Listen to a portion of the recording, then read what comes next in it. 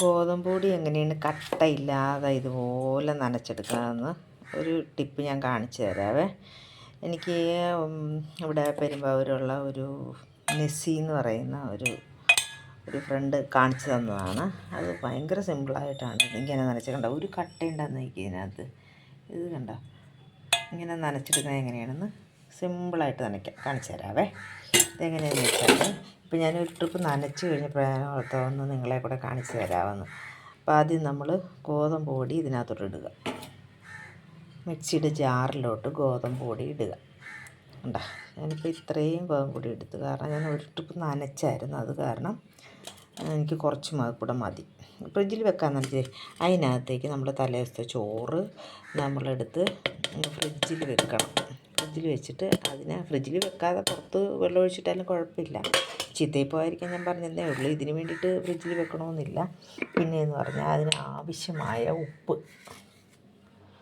ഉപ്പിടുക. അതെ, ഉപ്പ് ഇട്ട് നമ്മൾ ഉപ്പിട്ടിട്ട് ഇതിനെ ഒന്ന് മിക്സിയിലൊന്ന് ക്രഷ് ചെയ്തെടുക്കണം. ഞാൻ കാണിച്ചു തരാം. നോക്കിയാൽ മിക്സിയിൽ അങ്ങനെ ക്രഷ് ചെയ്തെടുത്തു. വേണ്ട, അതെ, കറക്റ്റ് അളവിൽ. ഒത്തിരി ചോറിടണ്ട, കുറേയൊന്നും ഇടണ്ട. വേണ്ട, നനഞ്ഞ് നല്ല അടിപൊളിയായിട്ട് നനച്ചിട്ട് 2 പ്രാവശ്യം ഒരു കറക്കിയാൽ മതി. ആ ചോറൊന്ന് പൊടിഞ്ഞ് കിട്ടുക, അത്രയേ ഉള്ളൂ. അത് ക്രഷ് ചെയ്തെടുക്കണം. ഇങ്ങനെ നിർത്തി ക്രഷ് ചെയ്തെടുക്കണം. ഇപ്പം നോക്കിയേ എങ്ങനെയുണ്ടെന്ന് നോക്കിയേ, അടിപൊളിയല്ലേ. പെട്ടെന്ന് ഇതാന്ന് പറയുന്നത് ഒരു മിനിറ്റ് കൊണ്ട് ഇങ്ങനെ നനച്ചെടുക്കാം. നമുക്ക് കൈക്ക് നനച്ചാൽ അപ്പടി കട്ടയായിരിക്കും. അപ്പോൾ ഓക്കെ, നിങ്ങളിങ്ങനെയൊന്ന് പരീക്ഷിച്ച് നോക്കുക. ഞാനിതിനെ പുട്ടുണ്ടാക്കിയിട്ട് കാണിച്ചു തരാം ഒന്നുകൂടെ. നമ്മുടെ ഗോതമ്പ് പൊടി മിക്സിയിൽ നനച്ചത് കൊണ്ട് നമ്മൾ പുട്ടുണ്ടാക്കുകയാണ് കേട്ടോ. കണ്ട നോക്കിയേ എങ്ങനെയുണ്ടെന്ന്.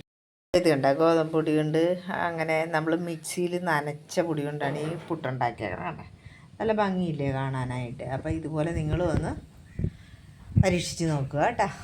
Okay, God bless you.